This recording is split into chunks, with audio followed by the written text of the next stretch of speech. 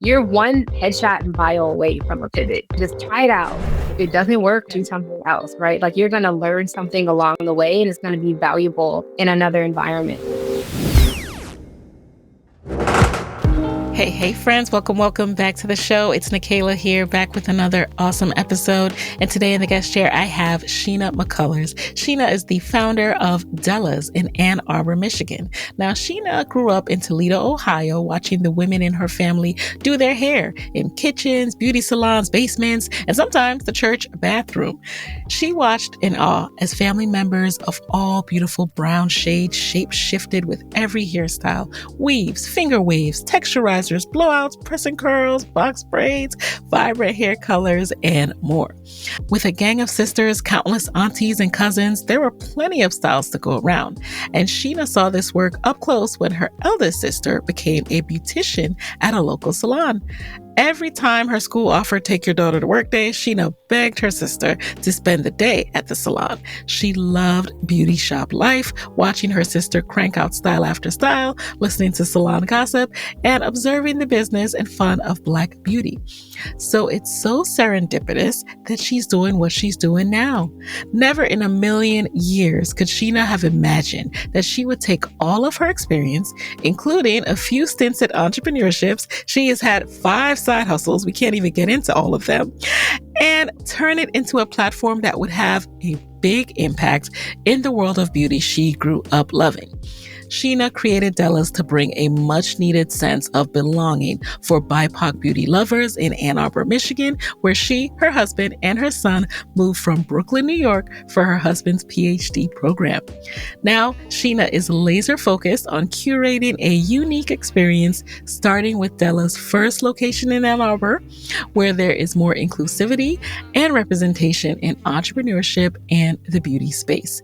Through Della's, Sheena hopes that Black women and allies will find representation, cool things, and good vibes.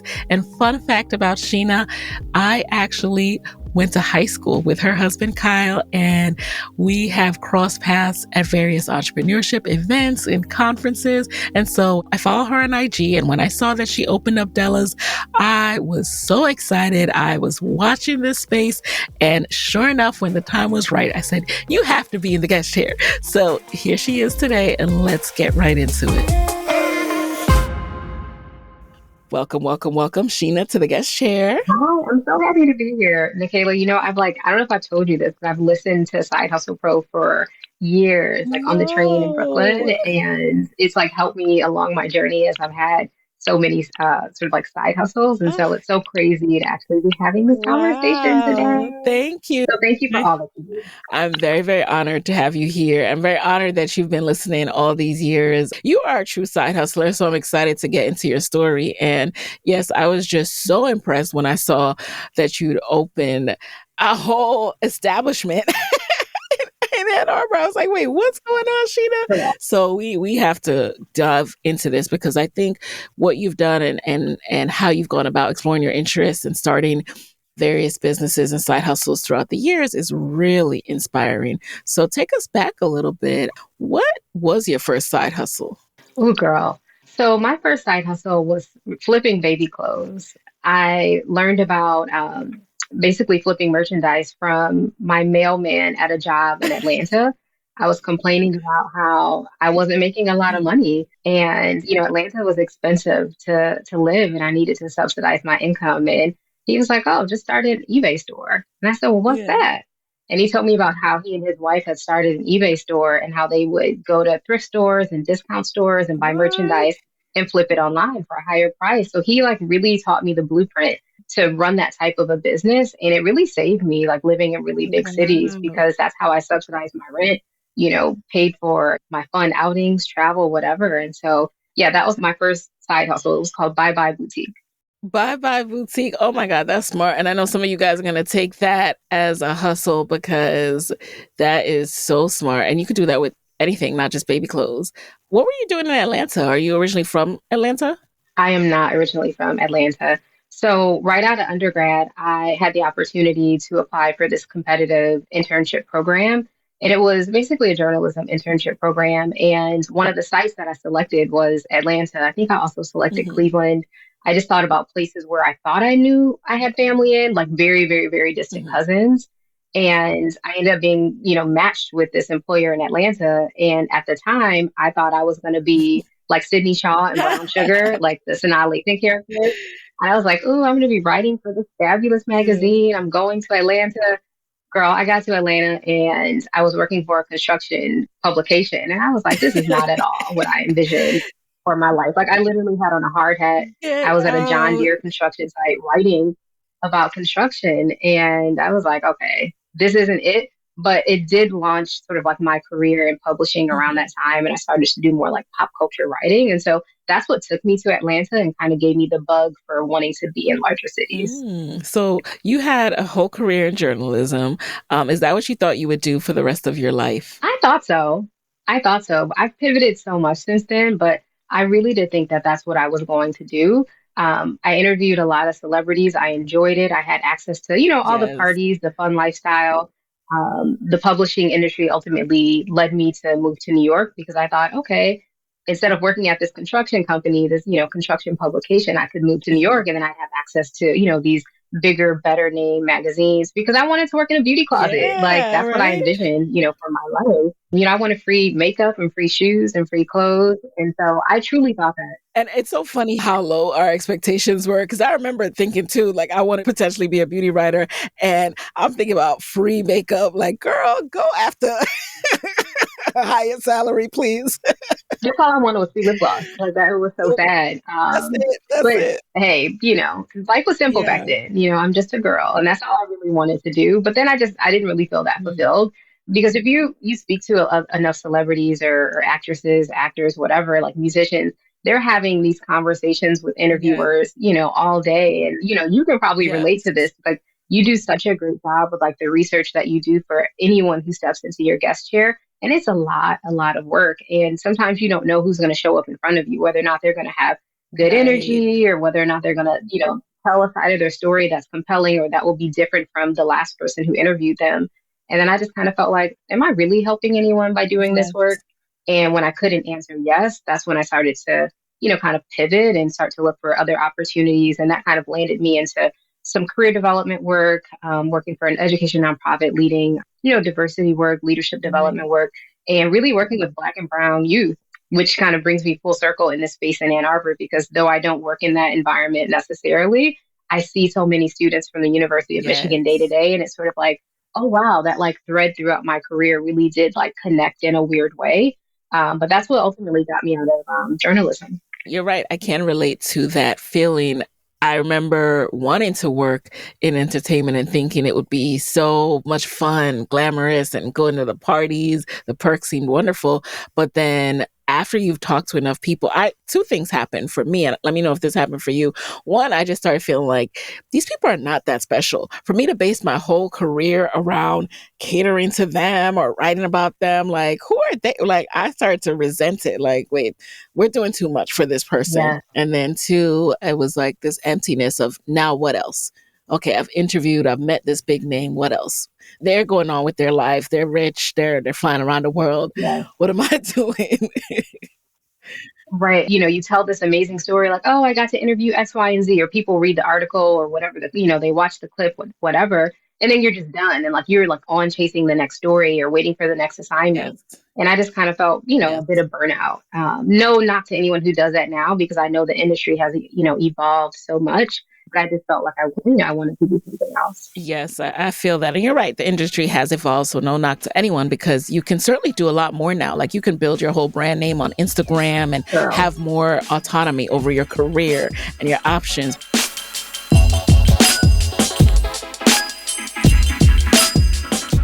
So now let's pivot, right? I know a lot happened between New York and Ann Arbor. Like I remember we met at a conference and at that point you had a jewelry business. So Wow. how did that come about, right? Yeah, we go way back. So tell us about the jewelry side hustle. Girl, I completely forgot about that. Y'all, this girl designed her own wedding bands. Okay, that's how I talented she is. I did. didn't forget. You forgot. I didn't forget. That's really sweet. Okay, so as you know, Yeah. I've gone through like so many pivots with side hustles. My first side hustle was Hmm. Bye Bye Boutique, where I was flipping those baby clothes. The second two side Yeah. hustles were kind of like if you're familiar with Sophia Amoruso's story, where she used to flip vintage clothes, kind of like the Nasty Gal early Hmm. story. I was doing Yes. that and made a ton of money, and that was great. The next business was the one that you're talking about, and I designed my own jewelry. So it was a brass statement jewelry company, and Hmm. I was living my best life at that time. My partner, Kyle, who you know, he sort of like Yeah. gave me a free pass, I guess, to kind of like live my life, get out of corporate and explore my interests. And so I went to metalsmithing school. I learned how to metalsmith. I started designing jewelry. And I was doing all these pop up shops, selling jewelry on my website. And I felt really, really, really fulfilled. And that was the sort of like Hmm. turning point for me with a side hustle where I truly felt like I was building community and I was doing it for a different sense of purpose because before that, Yeah. I was truly just all about making money. It was like, I need to make money. Hmm. I need to buy this thing. I want to go out and party. I want to travel. And so it was all about that extra income. But once I started doing the jewelry and people told me how special it was, or, oh, my fiance, she needs a new chain. Can you tell us where you'll be next? And people started to follow me. And I kind of felt like, oh my gosh, I really enjoy this community aspect that I'm building with this jewelry brand. So you eventually moved on from it. Why is that? Girl, I had a baby. I love the business so Relatable much. content. I Yes, mean, you know, yes. you're a mom of two. I had a baby Hmm. and the small studio that I had in my home became a baby room, right? And like the things that Mm. I was doing with my hands, I was no longer, twisting and turning metal. Instead, I was like nurturing a small human. And that just took so much of like my time and my energy. And then I felt, this isn't how I want to spend my time. I just felt like there was something else I Hmm. wanted to do. And it was really all about spending those early moments with my child, getting through postpartum, which was Yes. insane for me. Yeah. I really, really struggled during that time. And so I put the business on pause, thinking that I would go back to it. And I just evolved and grew from it. Although, if I'm being honest, I think about it all the time. Like I'm wearing a ring from Really. the brand today, and I think about it all the time. And I think about restarting it because Hmm. I believe it could live really well in the store that I have now. But I feel like everything aligns when it's supposed to, and if it is meant to be, it'll Yes. it'll be a way to kind of like weave back into my life. Yes, yes, I absolutely believe that as well. Everything aligns when it's meant to be. And what you said about having a baby is real. So tell us a little bit more about how that shifted your career goals.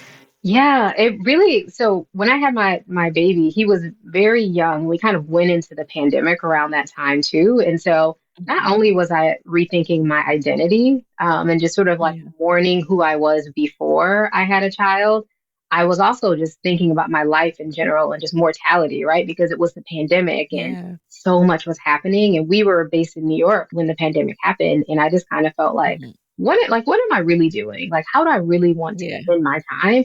And so much what was around like flexibility and like being with my son, spending that extra time. And so it just shifted how I wanted to connect with people because I felt if I'm going to do something, it needs to be worth my time to be away from my child. yes, And so yes. everything was more of like a weighted decision than it was before. Because, before having a kid, everything was just flipping. I'm like, you want me to pop up in, New Jersey on a whim, just like 5 hours notice? I would pack up, all my jewelry stuff and hop in a car, hop on a train, whatever. And like I would pop up no problem. After I had a kid, I Mhm. was like, if you want to get me out of my house, it better be some real connection happening. You know what I mean? It's just like, it just has to be more Right. meaningful for me. So it really just like It shifted how I made did. decisions.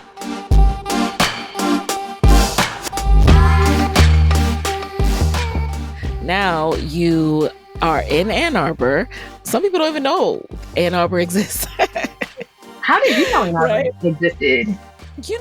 I never even thought about Ann Arbor. I never looked at the Midwest or anything like that. I wasn't a sports fan growing up, so I didn't know anything about it. And then when I was looking to go to business school and I joined MLT, Michigan was one of their partner schools, and they have a huge incoming MBA recruitment effort, especially from the Black Business Students Association. So went there. I just fell in love with that. Like from there, I was like, wait, it's only 2 years for me. You guys are there for longer. So for me, it was a quaint and wonderful time. I don't know. I don't know how the extended stay is going. But so tell us, how did you get to Ann Arbor? I love that you called it an extended stay. An extended stay. Because it definitely does feel like that. So during the Yeah. pandemic, as I was rethinking, my life and what I wanted to do and how I wanted to spend my time, I was not at all Mhm. thinking about side hustles. To be honest, I was thinking about stability. I'm like, where's the check? Where's the bag? Like, where can I go and get some good health care, some good benefits, right? Like, make sure my family is taken care of. So, that shifted my perspective and my priorities. And Kyle, Mhm. my husband, he started to look at some PhD programs. And I was like, okay, I can get down with that. That could take us to any city. And I truly felt like our time in New York was up at that moment. Like, I felt like we need a shift. Mhm. Like, the pandemic is shaking Yeah. some things up, and it would be nice to do something different. And so I saw the PhD program as a way for us to, explore something new with our son and just get out of New York for a little bit and experience a new environment. And so he applied to several schools. He got into a bunch. We were seriously considering Boston and Ann Arbor. So I had strong feelings about raising a Black son in Boston. And so ultimately, we did not end up choosing Boston. We Mhm. chose Ann Arbor.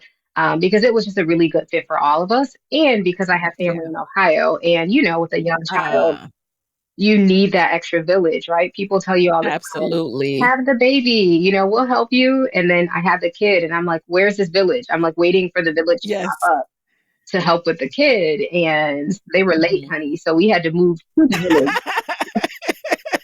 The village was late. I understand. We moved to the village too. We're like, okay, all right. Hello, hello. So yeah, so we have to go knocking on the village's Yeah, door. So yeah. we landed in Ann Arbor, during the pandemic, and I was really, really struggling. Again, postpartum hit me really, really hard. Then it was Yeah. the move. Postpartum plus pandemic was just, I mean, I hear you, because it's just so much isolation, and you're already in this new role and you're isolated. It was a lot.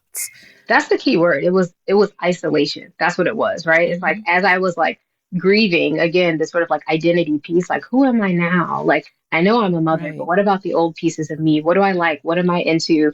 And then it's like, Yes. great, you think about that, but also you need to move to another city.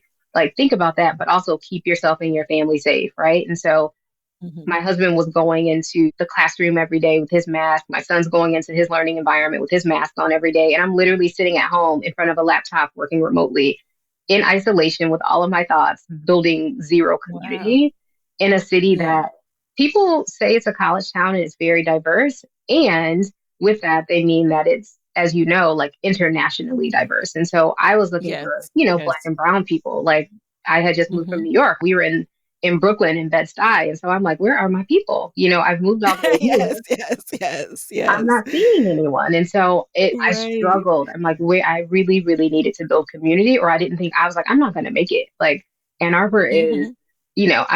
I'm gonna die here, is what I was thinking. I'm like, this is Just it. just keeping it real. Yeah, and Just keeping it it's funny you real. say that, because I also was in a bubble, right? And Kyle, maybe he can relate to that too, but when you're in the school setting, it's like, yes, there are fewer of us, but we're there. So I was in this bubble of my Black business school friends, so I Mhm. didn't feel the lack in Ann Arbor as much as like if you're home and you're isolated. Yes. And right. And so that's exactly what was happening, right? So he's going off and, Mhm. he has his cohort of friends, his Yeah. classmates, and he's built his own, like he has a built-in community, right? So even if it's just a small Yeah, number yeah. of them, he's seeing them day to Right. day, right? I'm not Yep, making any yep. friends. I'm at home working remotely. And so I couldn't do play dates even with kids' parents at my son's school because, again, we were still not quite coming out of the pandemic yet when we moved here. Yes. Yeah. And so after being here a year, I was like, okay, something's got to give. Like I've got to build community. I've got to Mhm. find a way to connect with more people who look like me. And during Yeah. that time, I happened to be walking in the downtown area, the downtown Ann Arbor area, and Kyle would play this game and he would point to a commercial, like a vacant commercial real estate building, and he'd say, "Ooh, what would you put there?" And we've done it for years. And Yes.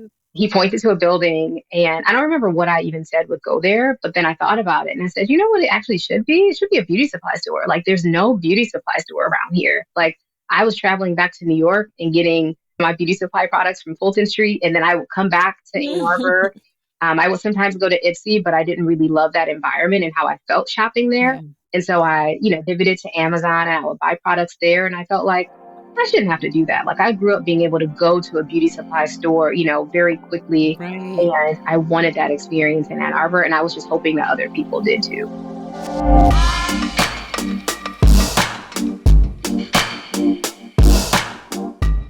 This is why I had to interview you, because I'm always impressed when action follows the idea. Do you Mm. know how hard it is to have what can seem like a pie in the sky idea and then to bring it to fruition? Like, I hope you're really proud of yourself. That is no small feat. I have so many ideas all day, every day, like to Mhm. make a physical store. That is incredible. So walk us through how it started to come into fruition, like reserving the location, however you did it. So the craziest part about opening up the beauty supply store, which is called Della's, the craziest part is we signed a lease first, right? So from Mhm. that moment when we were walking downtown and I said to Kyle, I will put a beauty supply store here. You know Kyle and you Yeah. know how his mind works. So if let's say that was at noon, right? By the time we Mhm. got home, I made dinner. Maybe it was 7 o'clock. In my inbox, Yeah. there were a list of commercial spaces in Ann Arbor. And he's like, you said you want to do it? Well, here you go. Here's some places. And I was like, what? Wow. I was like, Yeah. like, you really think I could do that? And he's like, yeah, like let's just follow the path and like see where you go because it seems like you would Mhm. be the target market for something like this. And so let's Mhm. just see where you get. And so we reached out, we saw some spaces, the space that we ultimately decided on. I loved it. I knew that it was right because it's on State Street, right in downtown Ann Arbor, a few steps away from the University of Michigan's campus. And I knew that a Sweet Yes. Green was opening up right close, like right nearby. And I thought, oh, this is great because Perfect. there will be a lot of foot traffic here. And the space is on the second floor. And I thought, okay, it's a bit of like a honeycomb hideout, but I know that this is like a very high traffic area and I might be able to Mhm. make it work. So I signed the lease first. And then I was like, oh, shoot, now I got to get like an LLC. And now I have to like figure out how to actually grow this business. Like, how do I actually start it? And so I was Yeah. very fortunate to stumble upon a Facebook group that helped me learn the basics of like how to start this business up. I reached out to an interior designer and said, hey, here's how I want the space to feel. I want it to be different. I want it to be warm, curated. I want people to walk in and Mhm. feel like they like stepped into a Black auntie's living room. Like I want them to have a shopping Yeah. experience that, we deserve when we talk about beauty and hair care in this space. Like we should be selling to one another and we should be able to shop without being followed around or Yes. people should be knowledgeable of the products, folks who are selling the products to one another. And so I had this big vision for the store and I wanted the colors and the environment to reflect that, and she delivered on that for me. I made the connections with vendors to get the store fully stocked up, and then we started marketing and the store opened up. Wow. What were startup costs like? Because I am trying to wrap my mind around signing a lease before really having the business fleshed out. Right. No proof of concept at all. Like had not like tested the market. Like I know like your MBA brain is like, girl, what were you doing? You know what though? I'm gonna have to stop you there because that is the downfall of an MBA brain, right? We can be so great with the plans and the boom, boom, boom, boom, and the action, the follow through is very low. The percentage is Mhm. very low. So tell us about it. Yeah. So I thought if all else fails, I could, turn the space into a co-working space, right? I could have my like mom friends who work remotely. You can pay me Yeah, every month. You can come in the space while our kids are at school, right? And I figured I could pay for the space. So a I had a backup plan. plan. I like B. that. It didn't work out because I had signed a whole lease, right? So startup costs. I originally thought that it was going to cost $10,000. Why 10,000? I don't know. I just thought it's a nice round number. I should be able to get things done with about $10,000. Girl, I was wrong. And thank Mhm. God that we had a little bit of a nest egg. So we during the Mhm. pandemic we sort of like saved up some money that we knew we wanted to invest, but we didn't know what we would invest it in. And so Yeah, once this idea came about, we ended up pulling about $25,000 for the business that's set in an mm, account specifically for Della's. And the thing yeah, about that money is, like I said, I was like, okay, I only need to withdraw $10,000. Girl, that went real quick. Like it Wow. was, the invoices for, hair product alone, right? We're looking at Mhm. $5,000 a pop, right? And so I blew through that money between paying the interior designer, getting all the products into the store, buying whatever furniture that I needed for the space, any of like the legal things that I needed to take care of. And then, I Yeah. was kind of good to go. I paid for a tiny bit of marketing, not much. Yeah. And that kind of like we did a lot with a little. I appreciate that realness and for breaking it down plainly, like, oh, this is how much it costs. Because I also thought, being that it's Ann Arbor, I also thought it would be less than 25,000 myself. So I could understand that because I'm like, oh, Ann Arbor real estate must be cheaper, right? And the investment, no, a business is a business. A business is definitely a business. And so the interesting part about the space that I have, like I said, it's on the second Mhm. floor. And so I happened to get lucky, right? It was during the pandemic. People Yeah. weren't really looking for space like that, right? Businesses weren't just popping up. And I took Yeah. two suites, right? So they almost look like office suites. Oh, And so I turned them into okay. this really cozy space. I took the door off between the two suites and, turned it into a really cozy Ah, space and made it feel like I wanted people to feel. It's like, I will tell you what this space is. And so it's different yes. in that if I were looking to, get a lease on a commercial space right off of the street, right, I'm sure that process would have been a lot different, way more expensive, and a lot more hoops to go through. But again, it was during the Mhm. pandemic and I happened to find space on the second floor. And I feel like it was easy and there weren't that many obstacles. And so I felt like, okay, I'm just going to keep on trucking along with my little idea. Love it. And that's why you have to be able to visualize too when you look at a space and visualize what you can create there. So kudos Hmm. to you for being able to do that, not just thinking, oh, someone needs to look through the window and see braid packs on the wall to know that's where the beauty supply store is. No, you can educate people. You can tell the space what it's going to be. Yeah. And if you have ever lived somewhere where you are the minority, there are not a lot of us. If we find out that there is a good beauty supply store, oh, we're going to go. Yes, Okay, word will spread. So has that been your experience? absolutely.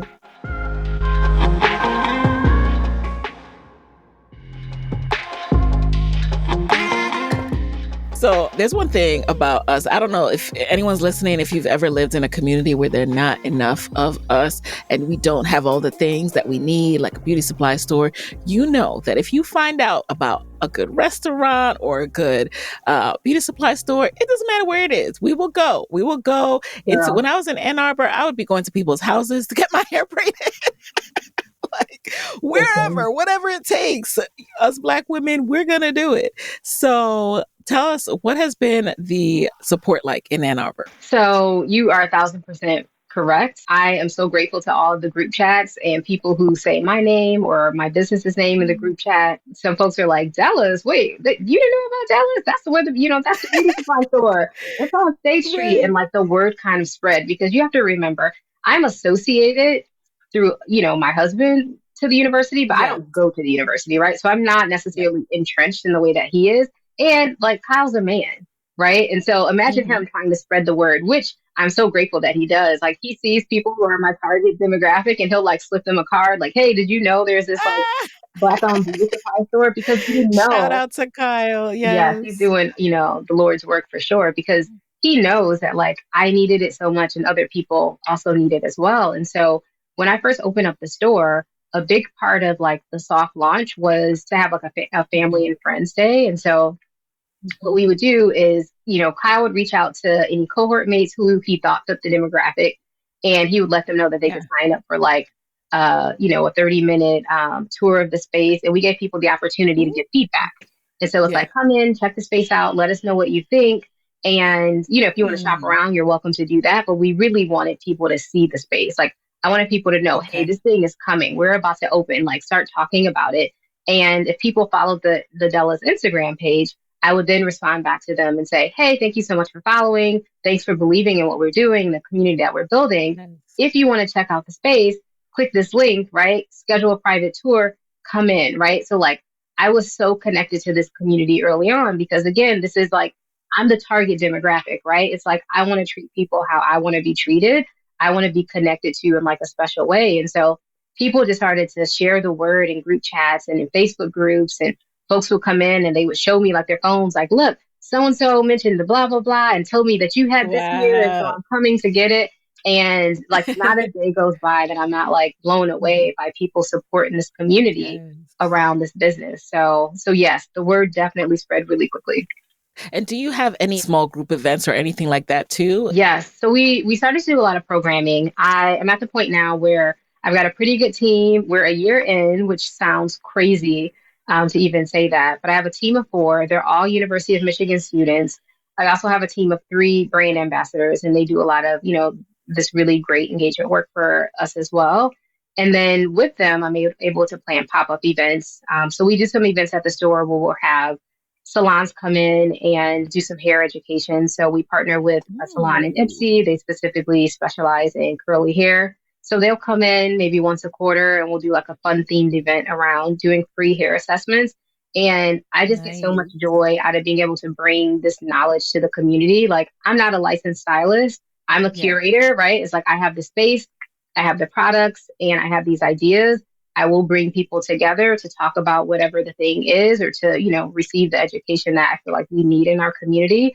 And I'm just grateful for Hmm. partners who believe in that work and who say, yes, I'll show up, and who stay for hours, like looking through people's hair, testing products on them so that people know how to Wow. care for, their hair while they're away at college. And I don't know if you remember or if you even had that experience, but when I went away to college, right, like that's when all my hair broke off. Like, I didn't know what I Oh was yeah, that's doing. when I went natural by accident because my hair broke off. I'm like, I guess I'm Exactly. natural now.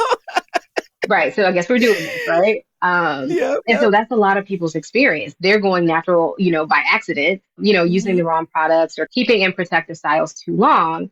And so it's just great to be able to have these events and have stylists and other community members come in to just create like a third space for people, right? It's like sometimes Yes, folks will say, yes. like, what do you sell in your beauty supply store? And I always have to tell them, Della's is about, like, yes, of course, we have the hair, we have the extensions, we have the beauty supply products that you're used to, gift items, etc. But we also have community, right? Like, people pop in and Yes. they're like, I got that internship, or I got that job, or Hmm. my son made the soccer Yeah. team. This is a space in the community that we can all convene around, where you don't feel seen often in this, really vibrant, like charming Yeah. city.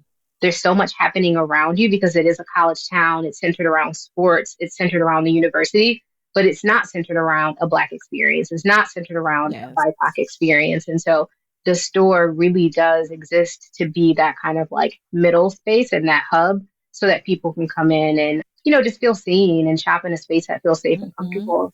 It's so funny that you should mention that because I don't think I ever realized until this conversation just how central having a beauty supply is for my experience in a city. I knew it was important because when I interned out in the Bay, sorry, Bay friends, I know, I'm always talking about this, but I just remember feeling like I could spend, New York is expensive too, right? But at Mhm. least I know I'm going to find Jamaican food. At least I know I'm going to find a beauty supply store. Like, I refuse to be spending all this money and I can't find myself. I can't see myself.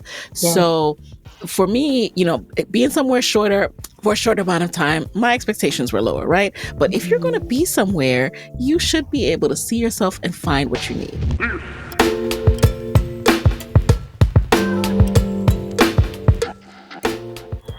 absolutely. Absolutely. And like, think about how many spaces we've been in where you've looked around Yeah. for the signals, like in businesses, to signal whether or not you belong, or like that they're marketing to Yes. you. And in the Yes. city, I didn't see that. Right. And I thought, what a shame. Like, coming directly from Brooklyn, like, I was used to being able to go to my special spaces where I felt like, you Yeah. appreciate me, you're marketing to me, like, you Yeah. value me, you value my dollar, like, you actually Right. care about me as Right. a human, right? And Yep. I didn't experience that here when I first got here. And I thought, what a shame. Like, people here are missing out. Like, they don't know what they could experience. And so part of Hmm. opening up Della's was really to show people, hey, we can have cool stuff here too. Like, we can Yeah. center our experience here too. Right. And again, I didn't know if people would catch on to it, or if people would enjoy it or like it, or even see things the way that I saw it. So it really was a big risk. But I feel grateful that people responded really well to the idea and have supported the store for over a year. Yeah, I can't believe it's I think of it like I can't believe it's only been a year, like it feels like it's been around longer. So it's a happy anniversary. Thank you. Now, what has it been like hiring and staffing and keeping the store staffed? That's been a journey. So, in the very beginning, I staffed the store solely by myself. And I just felt like this is my baby. This is my store. I want to know every nook, every cranny, every like product that's coming in. And Yeah. I did it to the point where I was like really close to burning out because I don't know if I mentioned this at all earlier, but I still work a full-time job, right? Which Okay. is wild. I happen to work a job. I work in human resources and talent recruitment. And so there is some flexibility in that work, but not enough flexibility where I feel like, okay, I could literally work this store every day and not have any additional Yeah. help. And so because that is my background, hiring for me was easier. I guess like hiring and retaining Yeah. people was easier. And also I've got a built-in customer base, right? People really love the store. And I feel grateful that when I, Mhm. immediately mentioned on, I think an Instagram post, I posted that we were hiring. And I was just like flooded with applications and like Nice. emails and Nice. people popping into the store. And I'm like, oh my gosh, y'all really y'all rock with this store. Like you actually care Yeah. about the work that we're doing and you want to be associated with it. You want to work here. And so I was able to quickly do one crucial hire, which I thought, this is Mhm. great. To be honest, I knew I needed more than one person, but I thought, I can't afford it. So let me just like get my one person and see how I could do. And then that one person Mhm. turned to two, and that turned to three, and then that turned to four. And like present day, a year from opening, like I'm able to not work any shifts in the store at this moment. And Nice, that feels nice. How great did you because know the right size, the right amount of people? Like, how did you know when you needed 3 versus 4? that's a really good question because I didn't know. Like I just knew that I was going to take it like incrementally because I just wasn't certain. So the store is not open every day just yet. We have very specific hours. So we open Wednesday to Saturday, right? Hopefully in the fall we Mhm. can open, Sunday through, Saturday. Kind of like incremental changes over time have been the name of the Yeah. game because we're such a small space. But after I hired the first person, I realized, oh, you have very limited hours, right? You still have schoolwork and you have Mhm. club activities, right? That you're engaged in. Great. That means I'm still on the schedule. So I said, okay, I need Mhm. another person. And then I hired one more person and I was like, okay, I'm still doing a couple shifts here and there. That's not enough because I still needed to like pull back because remember, I had a full time job that I had to get back to because I was on a Yeah. bit of a Mhm. leave trying to get the store, exactly where I needed it to be. And so I just took it one hire at a time because also like Okay. I needed to be able to fund, each of the hires. Like, are we making enough money Right. in the store to sustain, staff members over time? And so one person at a time until I felt like I got to the point where it's like, okay, four is a really good sweet spot for like the hours that we have now where people feel like they can still manage their course load, they can still come here and do great work and not be burned out. How has business been in terms of revenue? So business has been good and also just challenging. Like first year in business is no joke. I've had side hustles before, but nothing like having a physical location where I'm like, Mm. okay, rent has to be paid. I have staff members that have to be paid. And these are like real bills, right? Like people are actually coming and Yeah. knocking on the door. And I'm like, oh, like I can't hide behind like a website the way that I was with like the other side hustles. So it definitely feels Yeah. like more is at stake. And so business has been good. It was a little slow to start up as people were learning about the store. And I remember last summer, there was a big African American festival that happens in downtown Ann Arbor. And so I got a booth there and I thought, oh, this would be a really great way, right, to spread the word beyond the like University of Michigan community, right? Because the goal is to Yes. have people throughout Ann Arbor and Ypsilanti to come to the store. And also, if people are visiting Detroit, I want you to come to Ann Arbor because we've got this really special thing here. And I know so many Yes. people like to center their travel experiences around Black owned businesses. And so, in order to get the word out, I knew I had to be more visible in the community. So, Mhm. last year, I popped up at this festival. I did a really cute booth and I thought it was like so beautiful. I brought all this product out and I met a ton of people, but a lot of folks said, huh? Della's, what's that? And they were so confused. They were like, there's a beauty supply store in downtown Ann Arbor. And they just couldn't believe it. And they were just like, no, we've Yeah. never seen that before. And they were really challenging me. They were just like, What? that, what? We've never, because this wasn't the student community, right? Like they weren't coming through Mhm. this like busy thoroughfare like the students were day to Yeah. day and like faculty and staff members were. And so they Right. didn't Right. really believe it. And they were kind of like side eyeing the whole thing.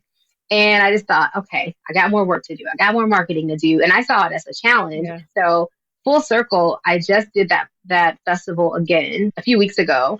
And it was like night and day. Like people would walk by and say, oh my God, Dallas, this is amazing. Like I was at the Ah, store the other day, or I just learned about it, or oh my God, they were talking about this in the Facebook group the other day. And yes. so in just a short amount of time, people knew, I say short amount of time, but it, had been a year's worth of work Yeah. that it took to get the word out about the business. And that felt really good because I'm like, okay, like, That is amazing. I right? love that. What kind of things were you doing with the marketing, to go beyond just word of mouth? Yeah. So word of mouth was a big one because, money, that pot of money ran out really quickly. And so I think I printed some postcards and that was pretty much it. Also, I was active on Instagram, a little bit of Facebook, the brand Mhm. ambassadors, of course. They would come in, get product, make posts, and then share content. So that was great. And then I started to realize, okay, you need to put some real money behind this. And so I started Mhm. to invest in a small agency, a Black woman led agency around Facebook ads and Instagram ads. And we started to Okay. see a lot more traffic coming to the website through, that marketing that we were doing. And so that helped a Ooh. ton. And then aside from that, when students are away in the summer, I do a lot of pop ups. So I'm at a lot of festivals. Okay. I'm popping up at other business establishments and just kind of spreading the word because, the business still has to grow. And I think most Yeah. businesses in Ann Arbor kind of know that, during the academic year when students are here, business is great. Students are going to support the business, but you better have a plan for the summer because students are gone and Yes. you are going to see that traffic day to day. And so yes, all that to say, the business has been doing good. We are profitable, which is insane to say for our first year. Woohoo! We're in the black. That I is mean, amazing. it's not a ton of Yes. money, but we're not in the Yeah. red in our first year, and so that That's feels amazing. really, really great. I'm proud of you. That's Thank amazing. you. Thank you.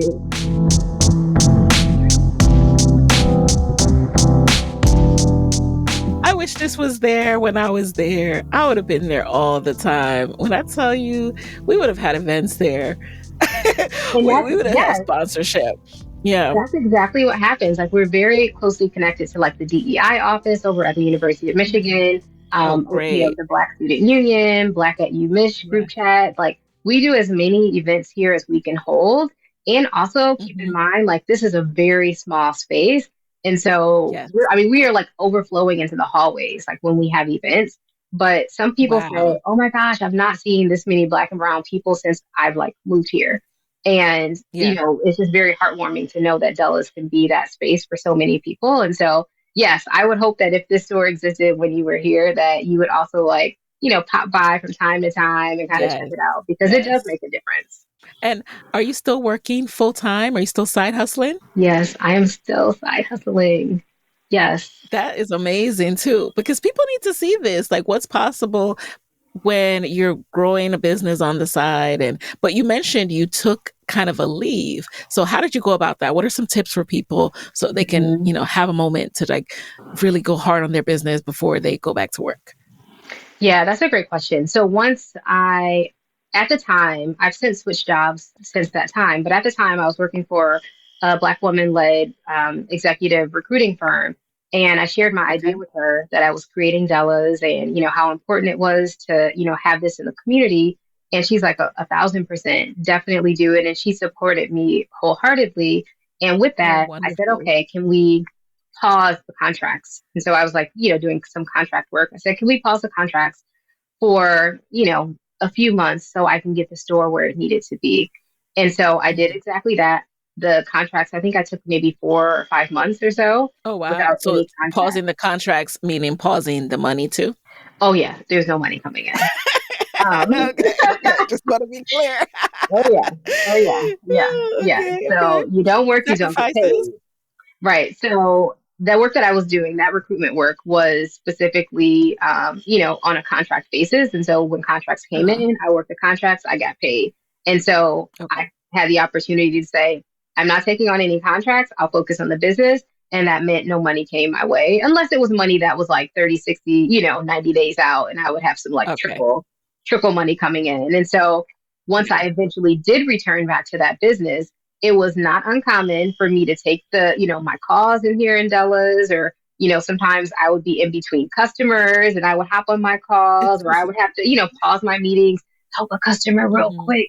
And then I would hop back Yeah. on, I would say, oh, I'm stepping away to the bathroom. And I just did what I needed to do in order to, make it all work for me. Because at the end of the day, I'm not at Yes. the point yet where I'm paying myself through the store. Hmm. And so my advice for people would be, figure out a part-time or a full-time situation that works for you, or even if it's part-time, Yes. so that you can side hustle, right? I knew that I was working for someone who was very supportive of the work that I was doing. Hmm. And so it's not like I said, hey, I want to pause on this work. And she said, okay, I don't need you, right? She said, great, Yep. do Yep. that and come back when you're ready. And to me, that just Yes. felt, great to know that I had a space to return and that I could pick back up on the work and make money, which was, really important to me. Yes, I love that. And that's a piece of advice I always like to emphasize too. Like, find a job where you can side hustle. So if you're working right now and you can't side hustle, you will need to switch jobs to Yep. something less time intensive that may come with a pay cut. Yes. But if it's really important to you, like, find a way to make it work, see what you can scale back so that you can do both. Cause you just cannot work a job that you have no energy or no time to do your side hustle and expect to side hustle. 1,000%, 1,000%.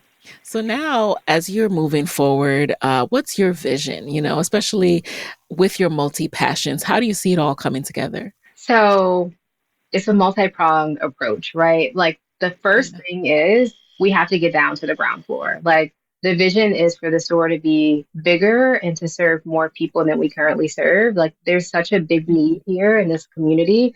And like I said, we're like bursting at the seams. Like I'm putting Yeah. inventory Yeah. like on top of inventory. Like I do my best to Wow. still make it look aesthetic and cute, but we're Uh-huh. definitely running out of space. And so the name of the game is Oh, all about finding funding and finding the right space in Ann Arbor to move down to the ground floor so we can have a bigger impact. So that's like number one. Number two is turning Della's into more of like this cultural hub, right? Like people, like I hmm. said, we're selling community. Like people come here and they support Della's because they care about us, they care about the work that we're doing and how closely connected we are in the community. And so it's not lost on me that sometimes people walk past the Target on State Street and then they come to Yeah. me first and say, do you have the blah, blah, blah? And I might say, oh, Wow. we don't have that yet. Or, we just sold out. They're like, okay, I'm just checking here first. And then they'll go back down to the Target. I love it. I And it love just it. goes to show me like the loyalty that we've been able to build here. Hmm. And with that loyalty and like the trust that I'm given from the community, I want to be able to make this a bigger hub. Like I want a space where people can come Nice. all the time and hang and like feel like they have a place where they belong, because I know I needed Yeah. that so much when I moved here. And that's going to continue, right? Because the demographic of the city likely will not change. And people are Yeah. coming here for very short periods of time, even if it's just 2 years or 4 years. It's still a good amount of time where you need a space. And we want to be that Mhm. space where people can, just find home. And it doesn't have to be BIPOC folks. It's like allies. Like if you've got textured hair or if you just need a space, we're here. So excited to be able to continue Yes. that work. And how has it been for you personally? We started our conversation touching on just how hard it was to become a mom, then go right into the pandemic. So postpartum plus isolation. And how has starting Della's helped with you forging new relationships and friendships in your new town? That's a really great question because I was lost. Like very much like, Yeah. am I depressed because I don't have any friends? Like I'm like really Yeah. struggling here. And Yeah. it has helped tremendously. It's sort of like build it and they will come, or at least that's what I hoped would Mhm. happen. And that's exactly what ended up happening for me. Like I built this space and a lot of my close friends have come through the Della space and they're like, okay, girl, or they've read a piece of press that I've gotten through the store and they'll pop their head in Yeah. and they're like, we saw you put that bat signal out there. Like, we know you looking for people. Like, we see you trying to connect, right? And like they've become, Yeah. really good friends of mine. And part of it too has helped me to feel more confident, like branching out into the community. So I recently joined the Jack and Jill chapter here. I'm involved in like the local NAACP chapter. And so having a business Nice. in the community just makes me want to be Mhm. so much more involved in the community and to connect with more people because like we're all doing this together in a way. And so Yeah. it's at the point where I'm like, okay, like I've got way too many friends now. It's like an embarrassment of riches. Like I just feel so Right. loved being here and like so happy. And that's a huge Yay. difference from when I first moved here. I was just sort of like, I don't have any Yay. friends. I don't have anyone to connect with. And Yeah. now I'm like, oh, I can call a multitude of people and, Yes. Yes. I will be good. So that feels really fantastic. Yeah.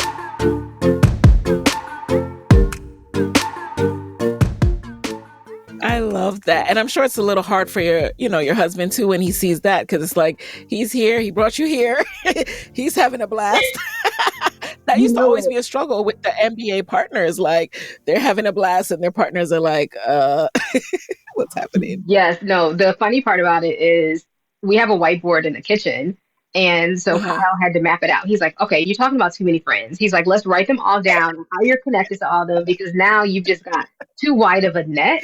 And he said, he's Yeah. starting to feel a certain way because he's like, man, I don't make enough friends because now I've got this full board of friends. And I'm just like, like, Like don't count me who out. are these people? Yeah. And also, who And are when these yeah, people?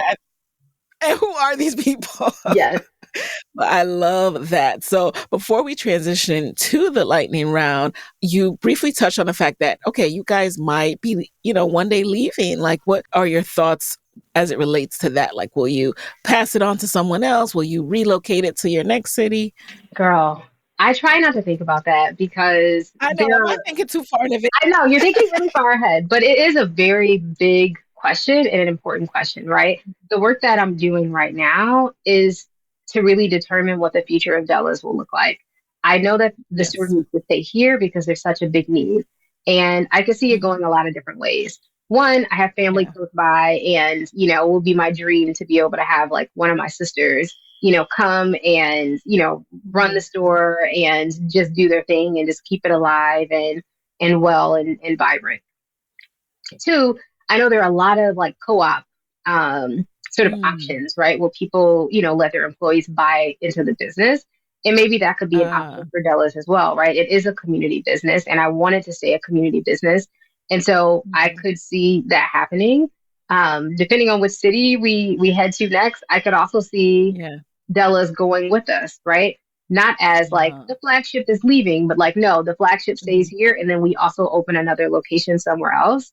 And I think Okay. it truly takes the next like 2 years for me to really realize, Okay. okay, which direction are we going to go in and what's going to work best? But the store will stay around. What it will look Okay. like, Okay. we don't know yet, but like the store has to stay. Like it can't leave. It can't leave. Right. You can't. I can't. I want to go back to Ann Arbor and pop in. You mentioned you joined a Facebook group. What was the name of the Facebook group and what did it teach you exactly? Like how to Yeah. start a beauty spa? Yep. So it's a Facebook group. I'll have to look up the name of it, but if you Google Black Beauty Supply Owners Facebook group, Oh, there's, okay. a Hmm. questionnaire that you have to, submit in order to be accepted into the group.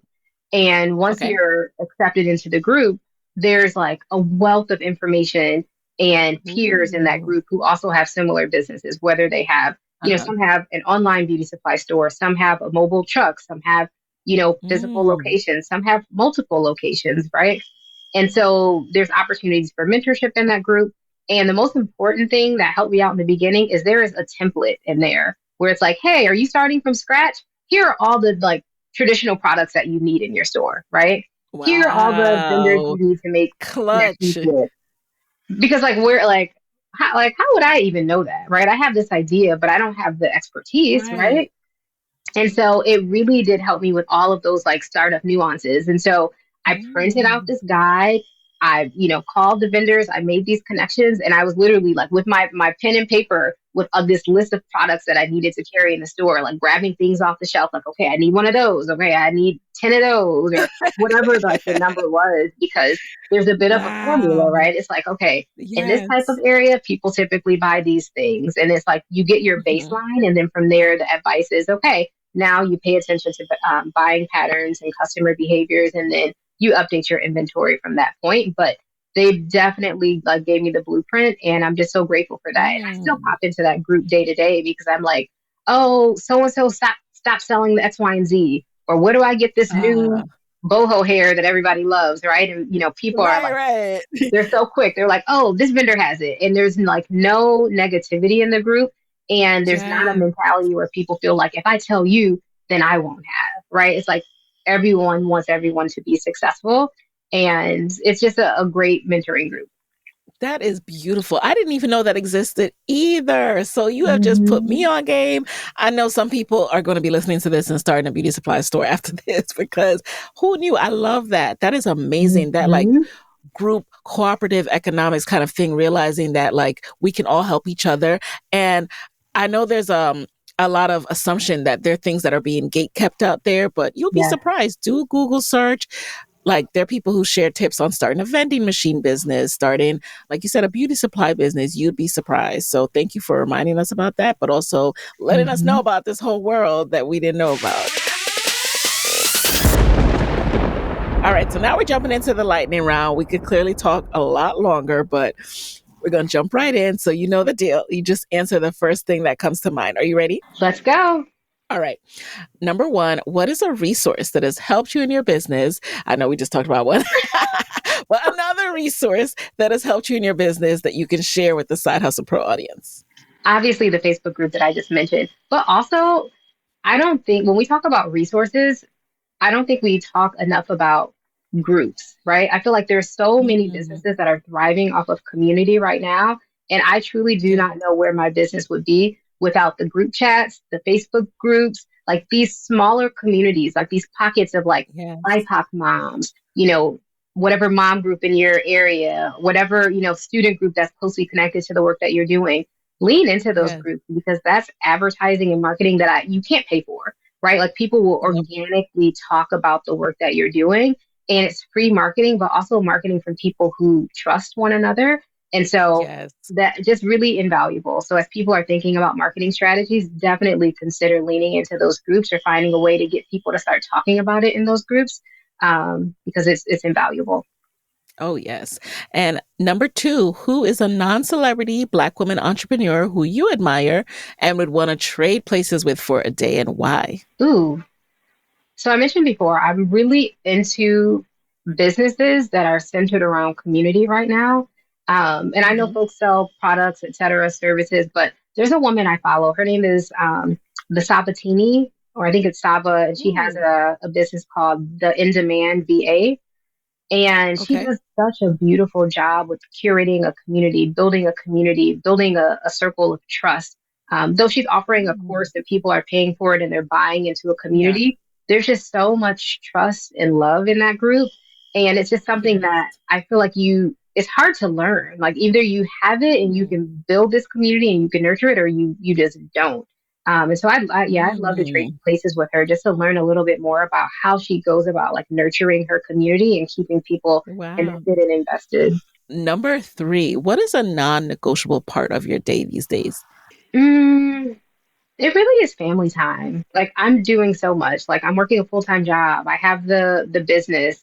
I'm a wife. I got a kid. I have family close by. I'm involved in a lot of community organizations, and so I often feel like I'm spread a little too thin. And so Hmm. whenever I can, I'm just sort of like getting my hugs in, my cuddles in, and like Hmm. being with like Kyle and my son Kenzo, because I just feel like there's just a lot happening in the world, and I just am like, just give me my hugs, give me my cuddles, like center me. You know what I mean? Like I need that right Yes.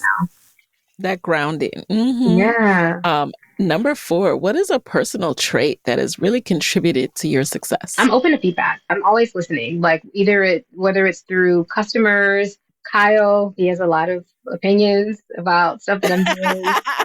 Um, and also like really big ideas that maybe I feel like I'm not ready for, but I'm always open to feedback. Mhm. My staff members, like my full team, like they're always sharing ideas, other business owners in the area. I'm always looking for feedback. And I take it, I Mhm. receive it. And sometimes I sit on it a little too long, but I'm just so grateful that Mhm. people ever care about the work that I'm doing, that they want it to be better. And so I'm always open to feedback. Love it. And then finally, what is your parting advice, Sheena, for fellow Black women entrepreneurs who want to be their own boss, but don't want to lose a steady paycheck? Ooh, you know, I just feel you people know the story at this point. I've pivoted so many times, and who knows, there are probably Mhm. even more pivots to come. And I just always feel like you're one like headshot and bio away from a pivot. You know what I mean? Just like try it out. Mhm. If it doesn't work, like do Yeah. something else, right? Like you're going to learn something along the way and it's going to be valuable in another environment. And so I know it's cliche that people come on here and they're always like, just do it, just try it out. But it really is like, test it out and start Uh-huh. small. Like I am literally on the Yeah. second floor of a building with like 600 square feet. And I am like building this really vibrant community around beauty, connection, hair products, right? It's like, it's a space for people that I've never thought would have thrived. And so you're just a pivot away. Just give it a shot. You're just a pivot away. I love that. That has to be the quotable from this episode. And, so many people can say it, but the reason I ask this question is I don't think it can be said enough. I think you hear it, and if you aren't ready to receive it yet, it goes out of your spirit.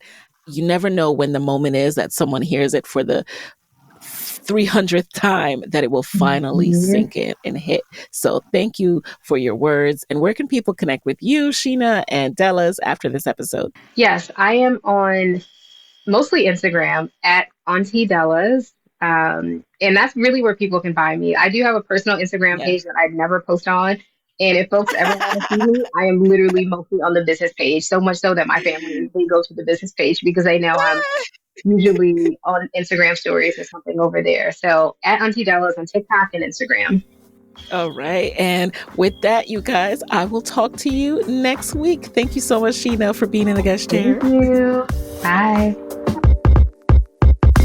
Hey guys, thanks for listening to Side Hustle Pro. If you like the show, be sure to subscribe, rate, and review on Apple Podcasts. It helps other side hustlers just like you to find the show. And if you want to hear more from me, you can follow me on Instagram at Side Hustle Pro. Plus, sign up for my 6-bullet Saturday newsletter at sidehustlepro.co/newsletter. When you sign up, you will receive weekly nuggets from me, including what I'm up to, personal lessons, and my business tip of the week. Again, that's sidehustlepro.co/newsletter to sign up. Talk to you soon.